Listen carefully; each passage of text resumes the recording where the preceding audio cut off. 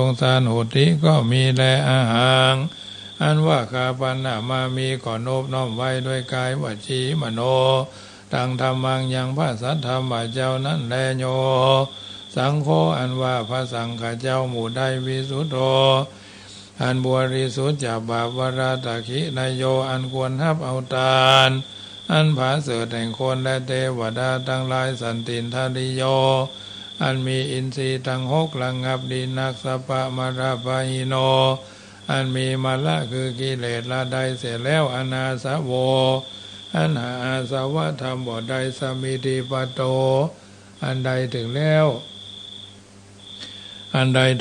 ยังความสำลิดทีบรมวรคูเนหิเนเกหิโดยหมู่คนทั้งหลายอันมากโหติก็มีแลอาหารอันว่าคาปันนามามีก็โนบน้อมไว้ด้วยกายวจีมโนตังสังฆังซึ่งพระสังฆเจ้านั้นแลอาหารอันว่าคานามามีก็โนบน้อมไว้ยังพระพุทธเจ้าทันตรัตโนญาญธรรมตังมวลคุณอาสาขรันตังอันมีคุณปันดังน้ามาสมุทอาหารอันว่าคานามามีก็โนบน้อมไว้ธรรมังยังพระสัทธรรมเจ้ามุนิราชเดสิตังอันพระพุทธเจ้าอักเทศนาอาหารอันว่าคานามามีก็โนบน้อมไว้สังฆังยังพระสังข้าเจ้ามุนิราชสาวกังอันเป็นลูกศิษย์ฟังคำสอนแห่งพระพุทธเจ้าอาหารอันว่าคานามามีก็โนบน้อมไว้กัมมาทานาดายกาจะลิยังครูบาอาจารย์เจ้าอันเป็นกัมมาทานาดายกานิพพานามากุเตสกังอันสำแดงของแห่งนิพพานพุทธปูชาอันว่าขีญาอันใดปูชายังพระพุทธเจ้าอันว่าพุทธเจ้าตนชื่อมหาเตจามีเตจาอนุภาวะอันมากธรรมปูชาอันว่าขีญาอันใดปูชายังพระสัทธรรมเจ้ามหาปัญญามีปัญญาอันมาก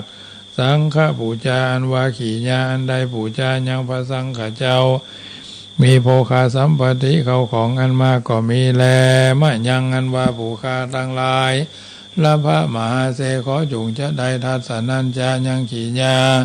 อันหันเมตตายาพุทธะยังพระพุทธเจ้าตนชื่อเมตตายาอันจักมาเป็นพระพุทธเจ้าไปนาปุโธอันว่าพระพุทธเจ้าเมตตาโยตนชื่อเมตตายะเทวภูจิโตอันคนและเทวดา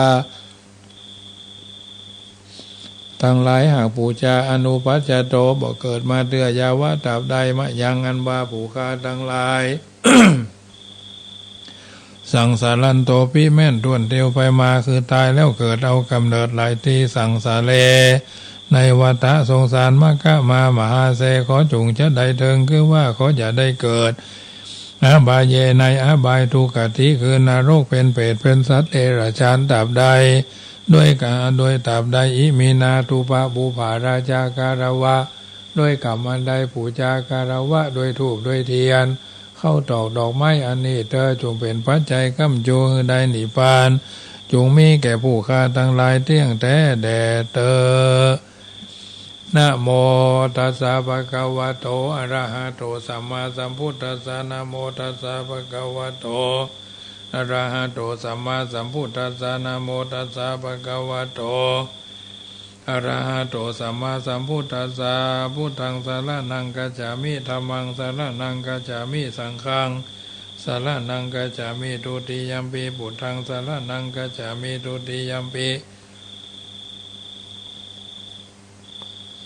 ธัมมังสรณังกัจฉามิทุติยัมปิสังฆังสรณังกัจฉามิตติยัมปิพุทธังสรณังกัจฉามิตติยัมปิธัมมังสรณังกัจฉามิตติยัมปิสังฆังสรณังกัจฉามิสรณกามนังพุทโธสัพพัญญูทยาโนธัมโมโรกุตโรนาวาสังโฆมะคาภราโตจาอิเจตังรัตนาตยังเอตัสสะอนุภาเวนะสัพพะอันตรายโยวินาสันตุโนยัสสานุสาลาเนนะปิอันตาลิเขปิปานิโนปฏิทามาทิฆาจันติภูมิยังวิยาสัพพดาสัพภูปัตตวาจารมหายคาโจราภิสัมภวา ขณะนานาจามุตตานังปริตันตัมพนามาเหเอวเมสุตังเอกังสมายัง ภควาสาวัตถิยังวิหารติเจตวันเนอนาถาบินดิกัสสะอาลาเมตระโคภควาภิกขุอามันเตสีภิกขโวติภะทันเตทิเตภิกขุภควโตปัจจโสสุภควาเอตตาโวจาภูตาภูพังภิกขเวเทวาสุรสังฆโมสมุปยุลลาโหอาโหสิอัตถโขภิกขเวสโกเทวานามินโนเทเวตาวติงเสอามันเตสีสเจมาลิสาเทวานังสังฆามาคตานังอุปชัยยะพะยังวาจัมพิตตังวาโรมาหังโสวามะเมวาทัสสะมิงสมาเยทัจจคังอุโลกายะทังอุโลกายะธรรมะมังหิโวทัจจคังอุโลกายะทังยัมภวิสติพะยังวาจัมพิตตังวาโรมาหังโสวาโสปะหิยิสติโนเจเมทัจจคังอุโลกายะตาอัตตาปัจจปฏิสะเทวราชสาทัจจคังอุโลกายะตาปัจจปฏิสะหิโวเทวราชสาทัจจคังอุโลกายะตังยัมภวิสติพะยังวาจัมพิตตังวาโรมหังโสวาโสปะหิยิสติโนเจปัจจปฏิสะเทวราชสาทัจจคังอุโลกายะตาอัตตาวลุนัสสะ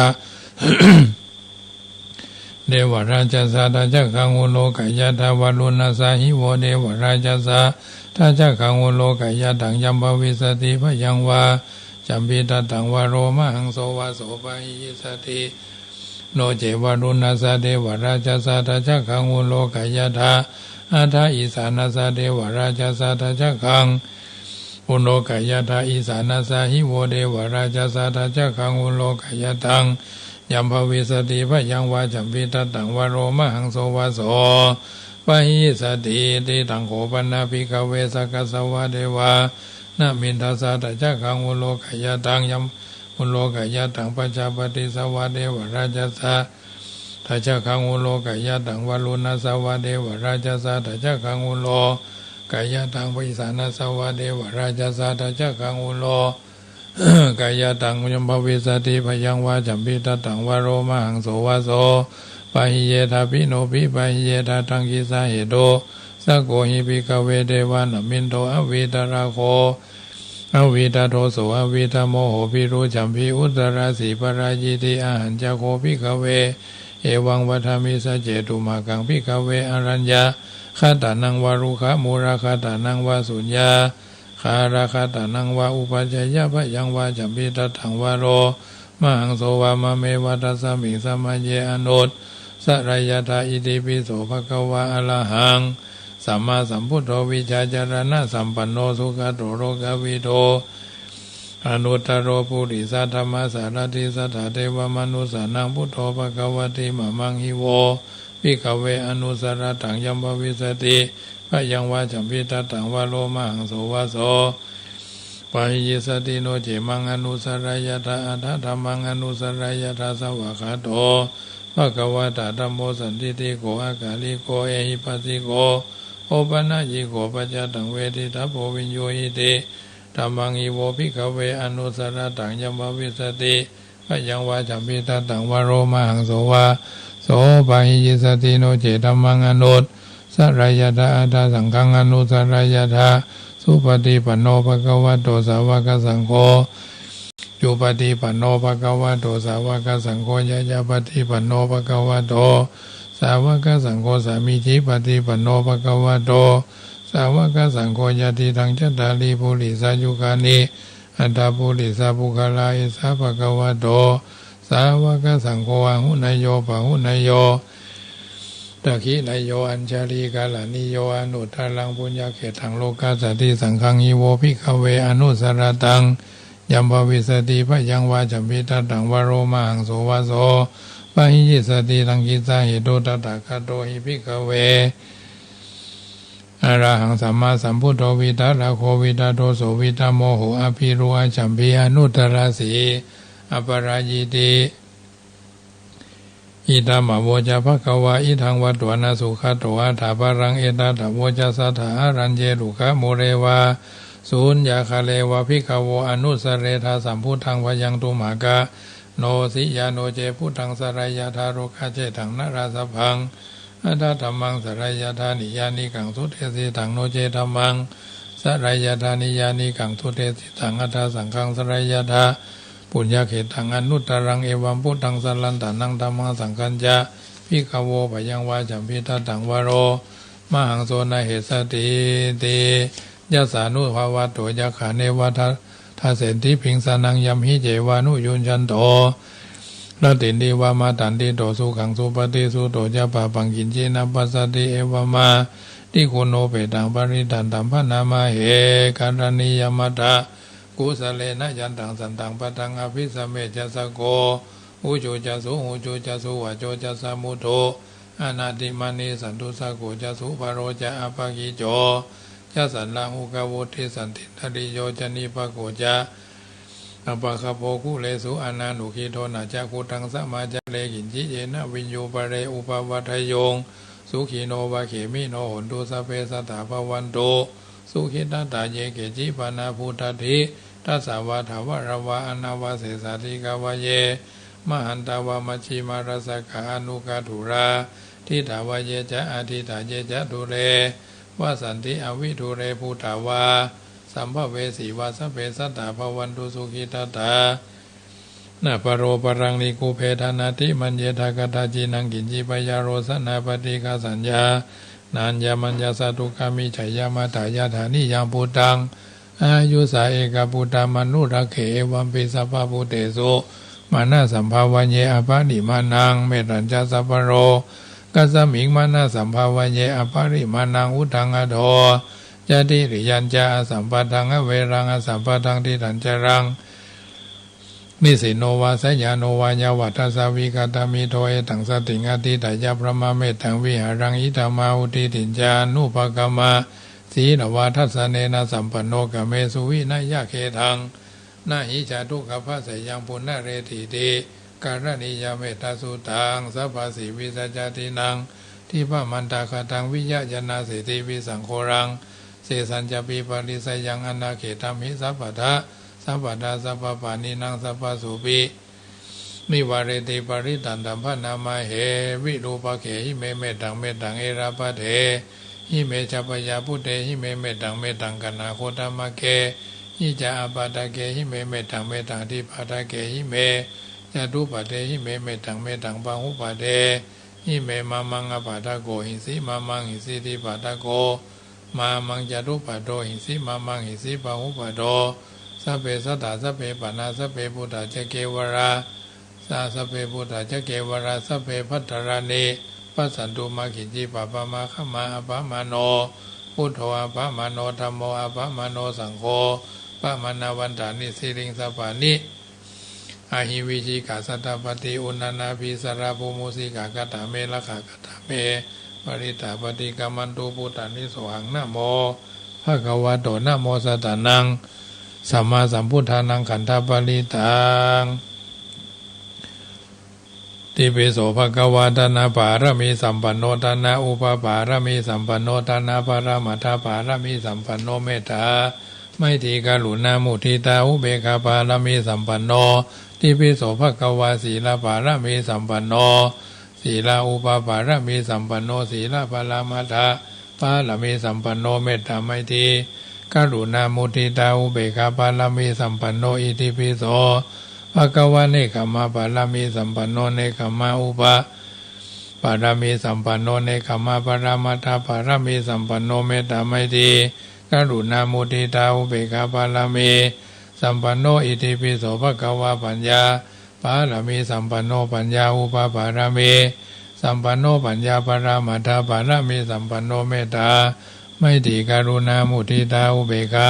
ปารมีสัมปันโนอิติปิโสภะคะวะ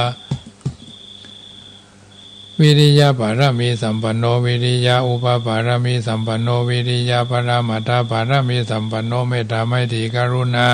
มุทิตาอุเบกขาปารมีสัมปันโนอิติ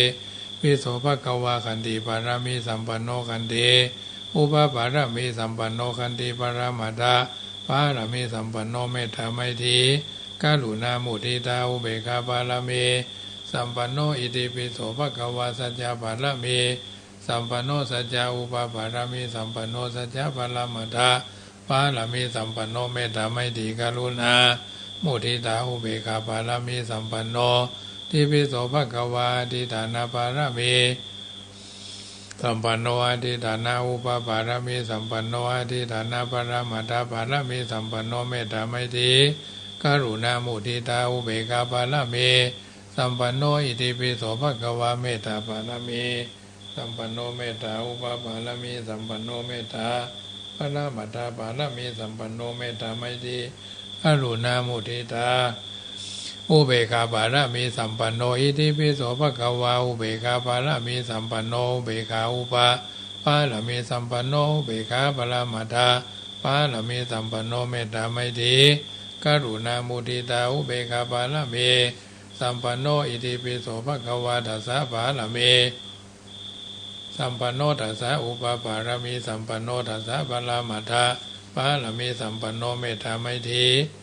กรุณามุทิตาอุเบกขาปารมีสัมปันโนโสภควาอิติปิอาหัมปิโกมิจติธัมโมจติอนาติโตอันดาหังกัลยาณังกโรมิกายเยนะวาจามนัสสะเทวตุตยามหังอาหัมปิโกมิจลาธัมโมจลังอนาติโตอันดาหังกัลยาณังกโรมิกายเยนะวาจามนัสสะเทวตุตยามหังอาหัมปิโกมิพยาธิธัมโมพยาธิงานาติโตหันทาหังกัลยาณังกโรมิกายเยนะวาจามนัสสะเทวตุตยามหังอาหัมปิโกมิทุโขธัมโมทุโขอนาติโตหันทาหังกัลยาณังกโรมิกายเยนะวาจามนัสสะเทวตุตยามหังอาหัมปิโกมิมะละนะธัมโมมะระนังอนาติโตหันทาหังกัลยาณังกโรมิกายเยนะวาจามนัสสะเทวตุตยามหังอาหังสุขิโตโหมิอาหังอเวโรโหมิอาหังอภยาวะโชโหมิอาหังอนิโคโหมิอาหังสุขีอาตานังปริหารามิตัสสะสุติสาสัพเพสัตตาเวราหุนตุอภยาปจาหุนตุอนิกาโหนตุสุขีอาตานังปริหารันตุเอาละญาติโยมสาธุชนคนดีทุกคนทุกท่านเนาะได้ยินได้ฟังการสังวาสสวดที่ยายพุทธคุณธรรมคุณสังฆคุณเรียบร้อยเป็นลำดับไปตอนนี้ไปก็จะอู้ธรรมะเป็นปฏิพรครับบรรดาท่านสาธุชนที่อยู่ท่าดาวฟังกันอยู่ทางบ้าน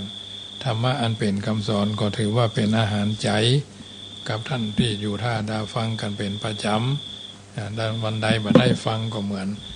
ขาดอย่างไปอย่างใดอย่างหนึ่งเนาะ อาหารใจเป็นกำลังที่ทำเมื่อเอาท่านทั้งหลายขยับขยื่นเลื่อนไปตามฐานะอย่างน้อยๆก็เป็นสิ่งที่ทำเมื่อเอาท่านทั้งหลายมีความโอ้มีการฮื้ออภัยมีการฮื้อกำลังใจซึ่งกันและกันช่วงนี้เราจะหันว่ามีการทำบุญอุทิศเป็นกัลปนาทักษิณานุปทานอย่างน้อยๆก็ทานหาบุรพชนเนาะทานหาบุรพชนอาจจะเป็นครบรอบ100 วัน50 วัน7 วันอย่างที่วัดพระพุทธบาทตาผ้านี่ก็มีการทำบุญครบรอบ100 วันอุทิศเป็นกัลปนาในท่านเจ้าคุณพระพุทธบาทพิทักษ์อย่างที่เพิ่นมีกล่าวไว้ในติโรกุตสูตรว่าอาทาสิเมอากาสิเมยาติมิตาสักขาจะเมเปตานังทักขินังทัชชาปุเพกตะมนุสสรังเป็นต้นว่าบุคคลผู้มีชีวิตอยู่เมื่อมาหวนระลึกนึกถึงพึงผู้อุปการะคุณที่บุคคลผู้ล่วงลับไปแล้วได้กระทำแก่ตนว่าโอ้คนนี้เคยได้ฮื้อสิ่งนี้แก่เฮาคนนี้เคยได้กระทำสิ่งนี้แก่เฮาท่านผู้นี้เคยเป็นญาติของเฮาท่านผู้นี้เคยเป็นมิตรแก้วสหายคำกับเฮาคนนี้เคยเป็นคนที่รู้ใจเฮาเนาะเคยเป็นคนนอนเคียงข้างกู้ข้างเฮาเนาะได้ลมหายใจจากหรือเลิกลากันไปได้ยินข่าวว่าเขาตายหรือเขาเกิดอุบัติเหตุเนาะตกน้ำตายมัดคอตายกินยาตายตลอดจนอุบัติเหตุรถชนกันตายเนาะตกหอตกเงินตายมีสปะเนาะอย่างเอาหันภาพยนตร์ข่าวเนาะพวกอิสราเอลพวกน่ะยิงกันตายเนาะไล่หันคลิปละอ่อนคนเมืองน่านลูกคนเก้ากำลังได้4 ขวบพี่น้องชนเผ่าในเพิ่นแปลงลูกนักเนาะ3 คนคนที่1ก็ยังบ่ใหญ่แต่คนที่2ก็โตยมาคนที่3กำลังเกิดได้ สักเดือนป่ายเนี่ยแฟนเพิ่นก็ไปทำงานต่างประเทศปรากฏว่าแฟนเพิ่นโดนยับโดนกระทำไม่ดีไม่ร้ายเนาะทหารฟังหาล้านหาเลิ่นอย่างนั้นนะหามาดหาเมิดเนี่ยนะยิงเพิ่นยิงถูกขี้ข้างเนี่ยนะเพื่อนที่เพิ่นหันด้วยกันนี่วันนะคนคนนั้นถูกยับขึ้นรถเอาไปไหนก็มูหายไปเลยเมียก็ให้อยู่ทางบ้านป่อก็ทำพิธีบนบานศาลกล่าวบวงสรวงเทวาฮักตามความเชื่อของพี่น้องชนเผ่าเนาะคงจะเป็นเหย้าเป็นอะไรอย่างสักอย่างหันหน้าตาเพิ่นก็สดใสเปล่งใสดีงามเนาะไปแม่บ้านเพิ่นนี่นะ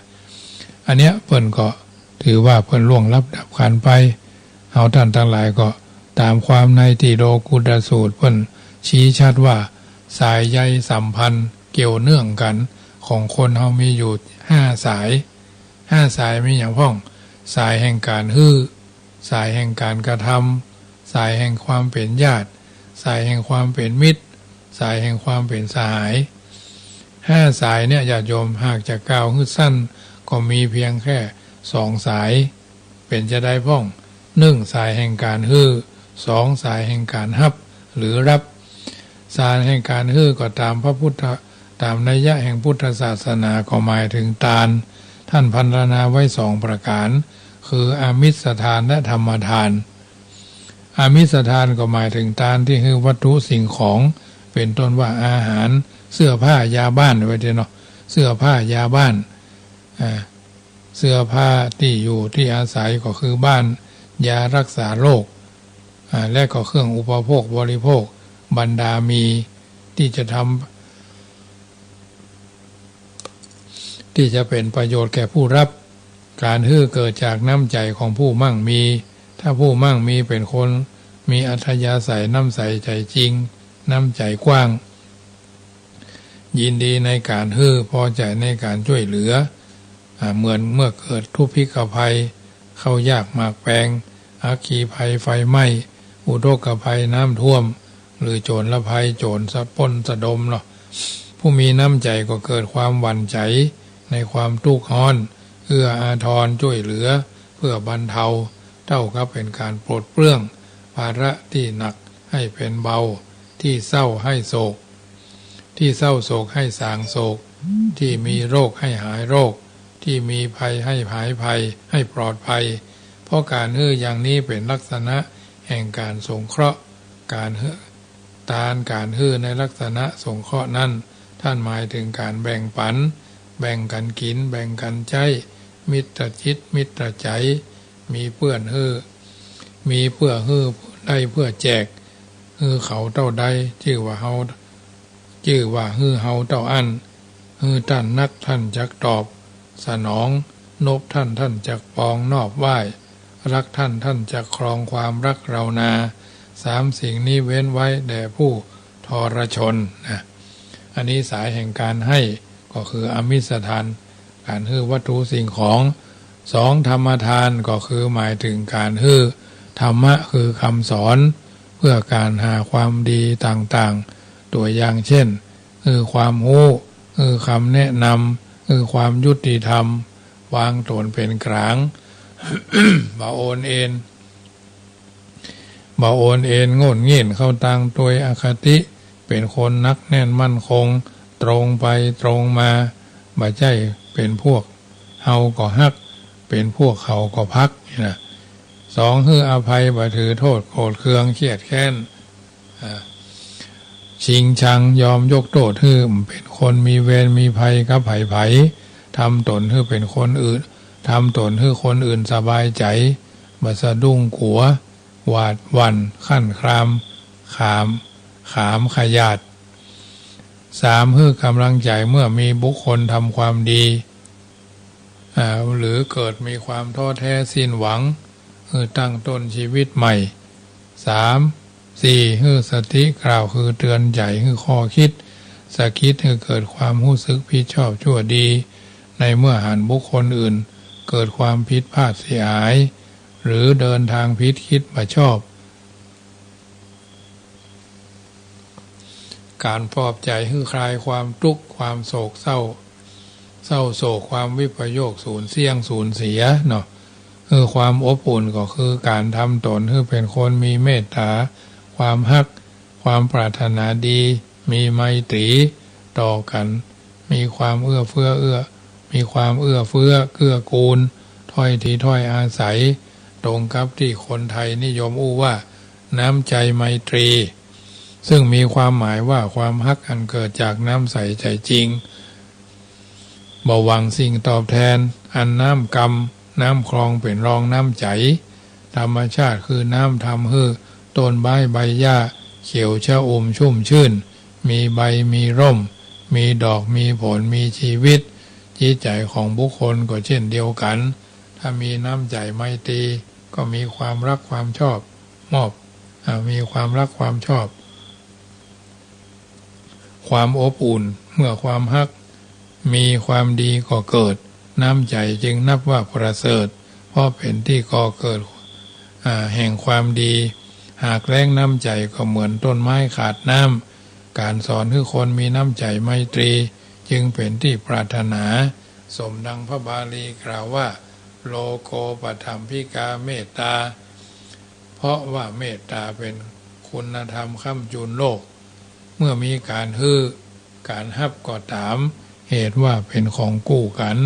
การกับการรับนั่นจึงมีความสำคัญในสังคมไทยทั้งในอดีตและปัจจุบันจัดเป็นสื่อประสานใจในเบื้องต้นที่จะทำให้บุคคลเกิดความรักความอบอุ่นผู้มีน้ำใจผู้รับมีความซาบซึ้งในน้ำใจต่อใจจึงเชื่อมประสานเป็นการผูกพันเป็นสายใยยึดเหนี่ยวเกี่ยวข้องเกี่ยวดองเกี่ยวพันเกี่ยวเนื่องเนาะหากขาดการกับการรับแล้วความผูกพันยึดเหนี่ยวก็จะบังเกิดมีแม้ความเป็นญาติความเป็นมิตรความเป็นสหายก็จะกลายหมดเสี่ยงหรือหมดสิ้นลงไปคงมีปรากฏเฉพาะความหันแก่ตัวหันแก่ได้ก็มีก็บ่ได้ก็บ่แจกถ้าจะแจกย่อมหวังผลตอบแทนจักบ่ยอมบ่ได้หรือไม่ยอมให้เปล่าเนาะจักบ่ยอมบ่ได้คอยแต่จะรับถ่ายเดียวเท่าอันดังที่ท่านกล่าวว่าความคิดที่จะนั้นเบาความคิดที่จะเอานั้นนักนะความคิดที่จะนั้นเบานะเอาคิดจะไผนะเบาวิวเลยแหละถ้าความคิดที่จะเอาก็คือนัก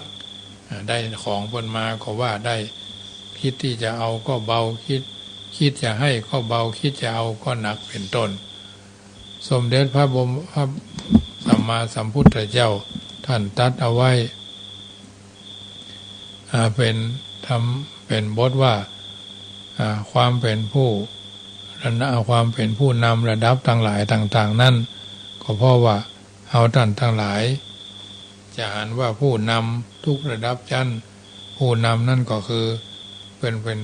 ผู้หวังผู้นำหวังประโยชน์เพื่อกูลและความสุขแก่ส่วนรวมจำต้องมีคุณธรรมเหล่านี้คือความอดทนความตื่นตัวความขยันมันเพียรความเอื้ออารีแบ่งปันความเมตตาเอ็นดูและความหันกว้างไกลในคุณธรรม6ประการนั้น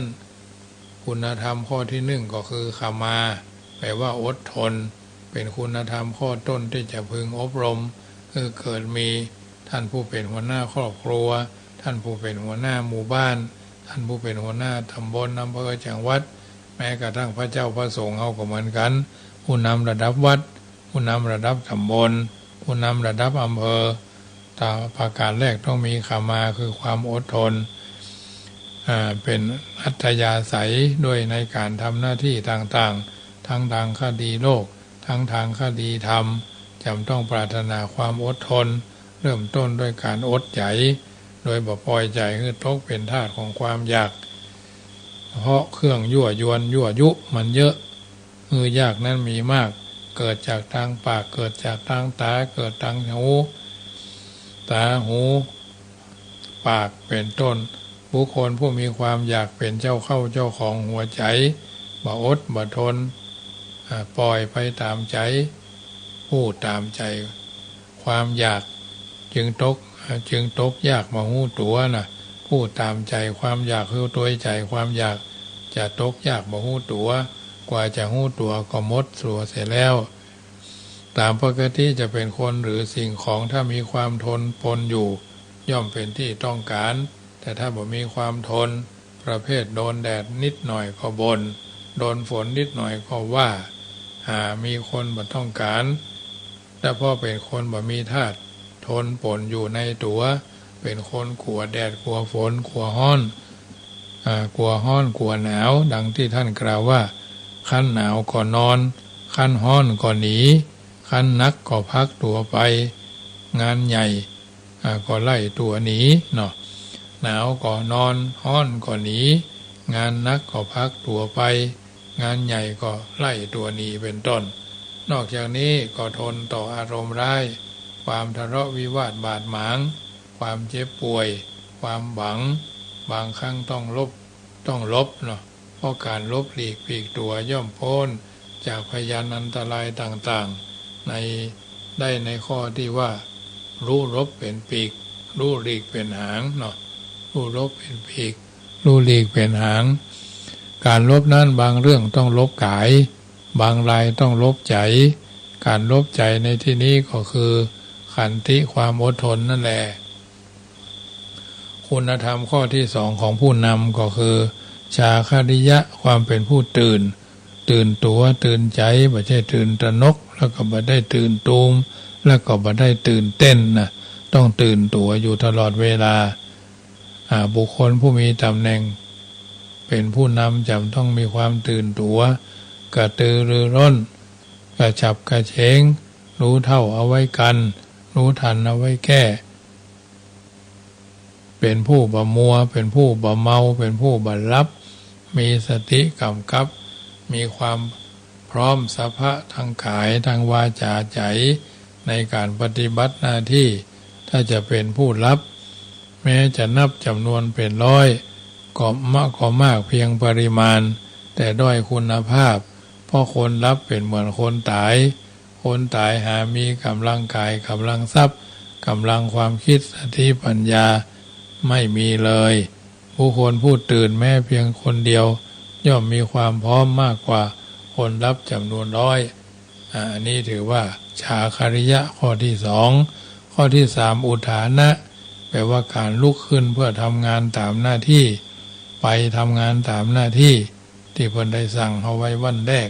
หน้าที่ก็แบ่งงานกันแล้วก็ไปตามหน้าที่ของเราความหมั่นความขยันปฏิบัติหน้าที่มีหน้าที่โดยทั้งหน้าที่โดยตรง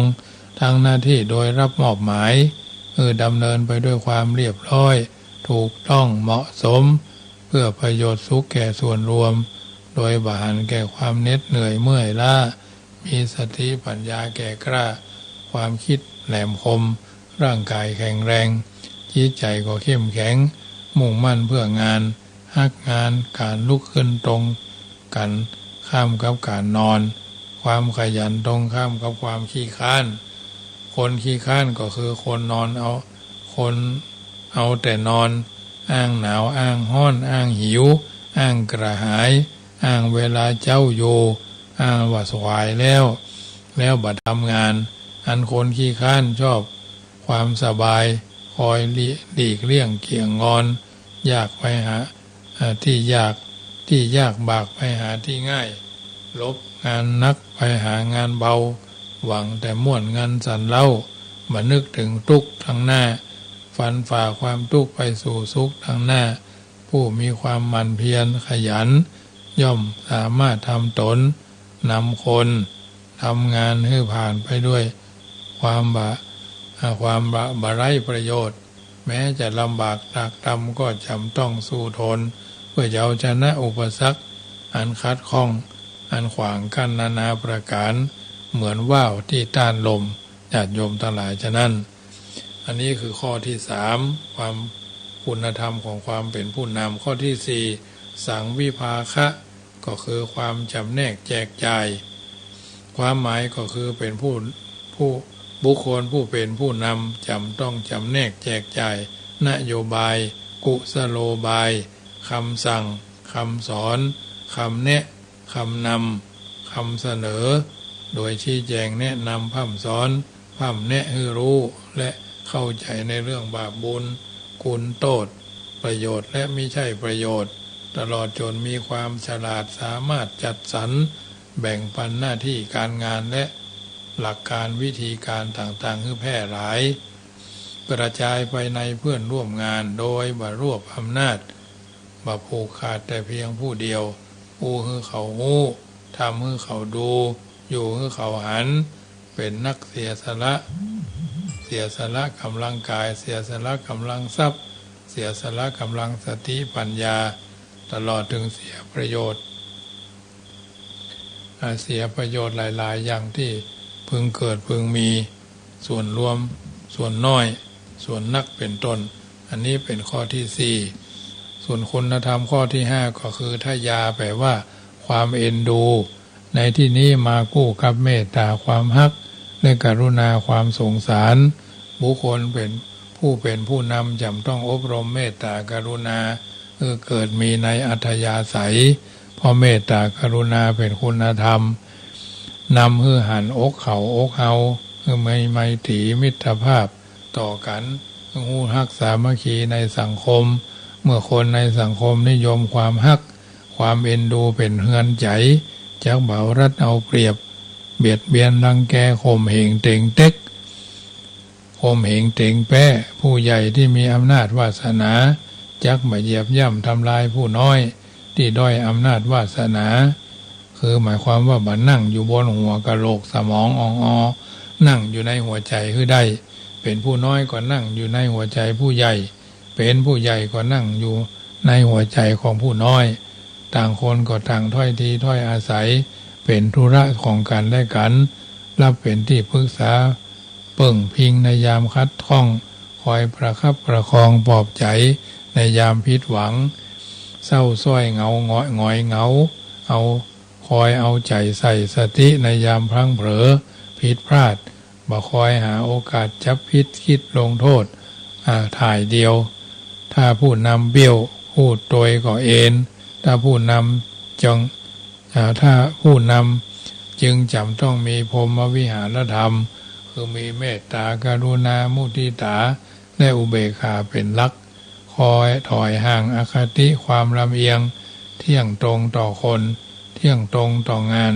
เพราะความต้องการของคนทั่วไปก็คือความยุติธรรมเป็นต้นประการที่หกอคินะอิคนะนะอิคนะก็แปลว่าการดูการหันเป็นอาการของตานอกการดูเป็นอาการของตาในพอเห็นกับดูนี่มันเหมือนกันนะญาติโยมทั้งหลายตานอกคือตาเนื้อตาในคือตัวปัญญาแม้หูก็มีลักษณะอาการเช่นเดียวกันคือได้ยินครับการได้ยินกับการฟังเนาะดังนั้นตาจึงบ่สักแต่ว่าหันต้องดูโดยหูไม่สักแต่ว่าได้ยินแต่ต้องฟังด้วยนะได้ยินเขาว่ากับฟังเขาอู้นะตาได้ดูหูได้ฟังเป็นที่ตั้งแห่งปัญญาเป็นที่เกิดแห่งปัญญารู้แจ้งแทงตลอดดังพระบาทคาถาว่าสุดสู่ตังระพะเตปัญญังฟังด้วยดีย่อมได้ปัญญาเป็นต้นบุคคลผู้เป็นพหูสูตรคือผู้ได้ยินได้ฟังนักโดยใจหูเป็นส่วนใหญ่แต่อาศัยตาควบคู่ไปโดยตากับหูเป็นของคู่กันผู้รู้ทั้งหลายจึงกล่าวว่าตาดูหูฟังหรือว่าฟังหูไว้หูดูตาไว้ตาดังนี้บุคคลผู้เป็นผู้นำจึงจำต้องเป็นผู้คนหูดีตาดีหูโวยตาโวยหูจึงต้องฟังไก่และนักแน่นตาจึงต้องดูยาวและชัดแจ้งเรียกว่ามีหูกว้างตายาวเข้ากับคำภาษาบาลีว่าทีฆทัศสีแปลว่าเห็นไกลเห็นยาวหรือคนมีตาก็หูกว้างตาไกลเนาะได้ยินในคำสมัยใหม่ว่ามีวิสัยทัศน์กว้างไกลเป็นต้นแถมยังนึ่งบุคคลเป็นผู้นำจำต้องนึกถึงคำโบราณว่าผู้อยู่สูงให้นอนคว่ำ ผู้อยู่ต่ำให้นอนหงายนะผู้อยู่สูงให้นอนคว่ำผู้อยู่ต่ำให้นอนหงายความหมายก็คือผู้ปกครองทุกระดับชั้นตั้งแต่ระดับครอบครัวมาถึงหมู่บ้านตำบลอำเภอจังหวัดระดับวัดก็ไปตำบลอำเภอจังหวัดความหมายก็คือผู้ปกครองผู้อยู่ใต้ปกครองหรือผู้ใหญ่กับผู้น้อยคอยสอดส่องเมียงมองดูกันในทางที่ดีคิดสร้างสรรค์มองกันในแง่ดีสามัคคีจะยั่งยืนชีวิตจะราบรื่นเพราะมีพื้นการศึกษาดีโดยเฉพาะผู้ใหญ่บ่เป็นคนหูเบาใจเบาบ่พกพกหินไว้นอกไว้ในอกไม่ควรพกนุ่นไว้ในใจนะพกหินไว้ในอกบ่ควรพกนุ่นไว้ในใจเพราะในกลุ่ม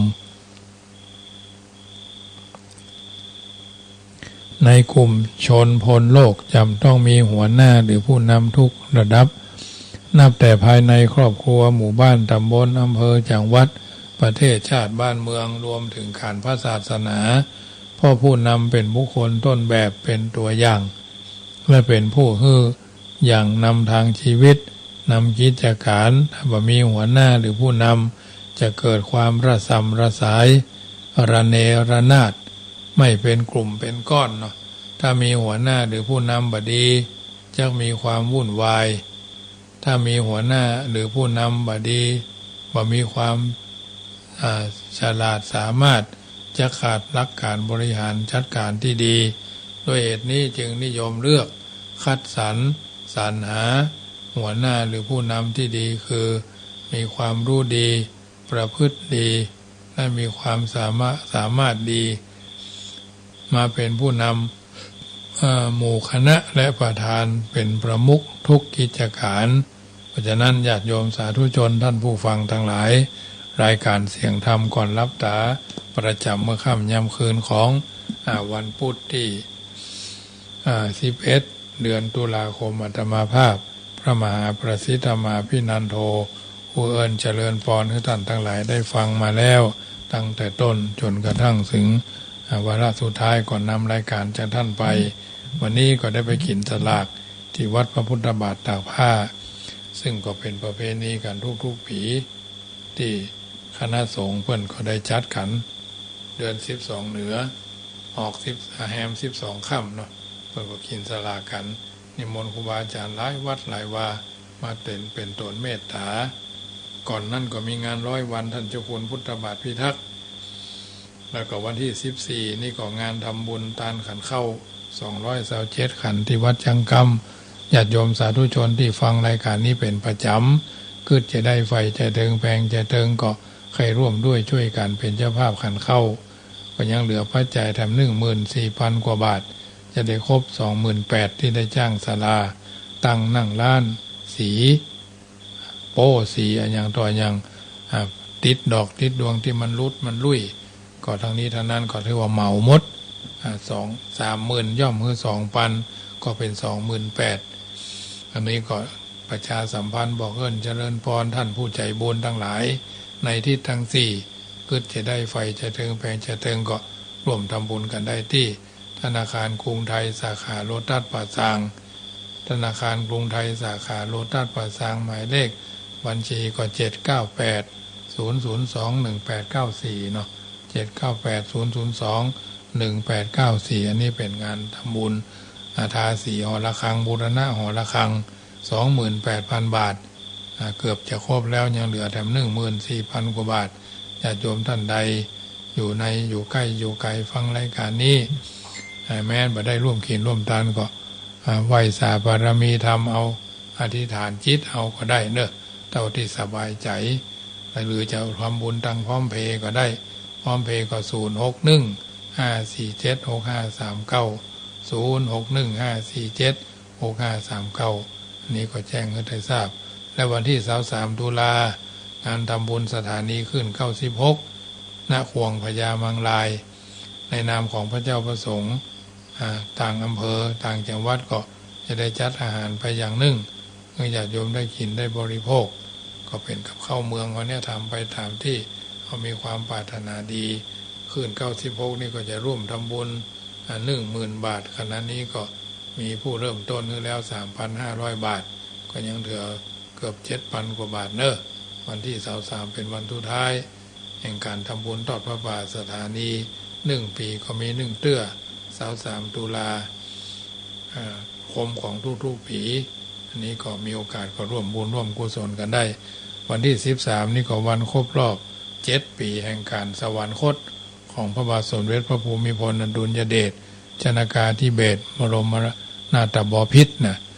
ในหลวงรัชกาลที่9ได้สวรรคตไป7 ปีวันที่13นี่ก็จะเป็นครบรอบวันสวรรคตของในหลวงผู้ทรงพระคุณนันประเสริฐคณะสงฆ์อำเภอป่าซางก็จะสวดเจริญพระพุทธมนต์ที่วัดบ้านมะกอกซึ่งเป็นวัดเจ้าคณะอำเภออันนี้ก็แจ้งให้ท่านทั้งหลายได้ร่วมอินร่วมทานกันได้วันที่12 ตุลาวันที่12 พฤศจิกายนญาติโยมทานกฐินวัดยังกำ 2,566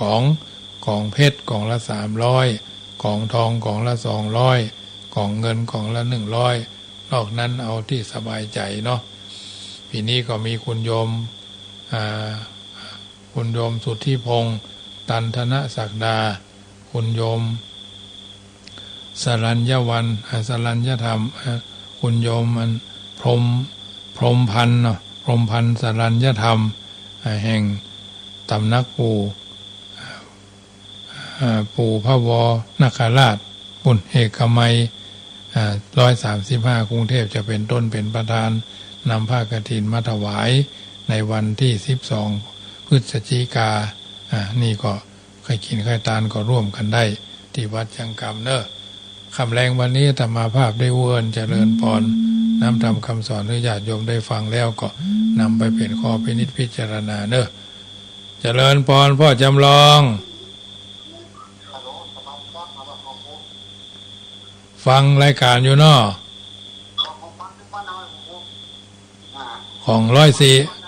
104ทับได้เนาะวัน104ทับได้เนาะอ๋อเชียงใหม่พวกกันนะสาธุเนอะพี่น้องพุ่นหนองซิวละปูนประกอบครับขึ้น104ได้แสดงว่าขึ้นก็มาไกลอยู่เนาะเป็นกำลังใจให้ทุกท่านทุกคนเนอะแม้ทุกข์ก็ขอให้สุขแม้สุขก็ขอให้สุขสบายแม้สบายก็ขอให้สำราญบานใจรับเมื่อตื่นมายืนเมื่อเตียวเมื่อเกี้ยวเมื่อกินเป็นกำลังใจกับทุกท่านที่ท้อแท้แต่อย่าท้อถอยเนาะท้อได้อย่าถอยถ้าจะถอยก็ขอให้ถอยป้ายแดงวันนี้อาตมาภาพได้เวิร์นเจริญพรน้ำธรรมคำสอนท่านทั้งหลายได้ฟังแล้วก็นำไปเป็นข้อพินิจพิจารณาเนอะเปิ่นบอกว่านกอินทรีไม่ต้องปรบมือให้ก็ยังผงาดโผลต้นหญ้าไม่มีใครรักก็ยังออกดอกสวยงามดอกไม้ป่าในภูลึกไม่มีคนชมก็ยังอบอวลกลิ่นอันหอมทั่วพื้นท้องถิ่นท้องที่ทำการไม่ต้องให้ทุกคนเข้าใจเพียงต้องทุ่มเทแรงกายให้จริงใจจริงจังและก็จริงแท้เป็นคนไม่จำต้องให้ทุกคนชมชอบเพียงต้องโปร่งใสสง่างามเหมือนราชสีห์เหมือนพญาช้างเป็นต้นชั่วชีวิตหนึ่งไม่ยืนยาวนักเมื่อมาแล้วก็ต้องดูให้งดงามจึงจะสมเป็นว่าบัณฑิตชนในทางพระพุทธศาสนาฉะนั้นคำแรงวันนี้อาตมาภาพผู้เจริญพรน้ำธรรมคำสอนสมสมัยได้เวลาก่อนท่านนอนหลับไปในคืนนี้ขอจงตั้งดวงฤดีไว้ให้มั่นนึกถึงกุศลผลความดีที่ผูกพันจิตตั้งมั่นแน่วแน่แล้วแผ่ไปแผ่เมตตาทั่วไปให้คนอื่นทั้งรักชื่นเกลียดชังแต่ครั้งไหนขอให้เขาได้ดีมีสุขใจอย่าหวั่นไหวแม้อมิตรที่คิดชังแล้วใจเราจักสบายคลายเล่าร้อนเพราะจิตผ่อนความเครียดแต่หนหลังอนีคาสุขีอัตตานังพ้นทุกขังก็เพราะจิตคิดดี รัตนัตยานุภาเวนะรัตนัตยเตชะสาพุทโธบังซ้ายธัมโมบังขวาสังโฆบังกายาอะระหังบังเกสาอะระหังพุทโธนะโมพุทธายะอายุวันโนสุขังปะลังโลภะคือความอยากได้ดิ้นรน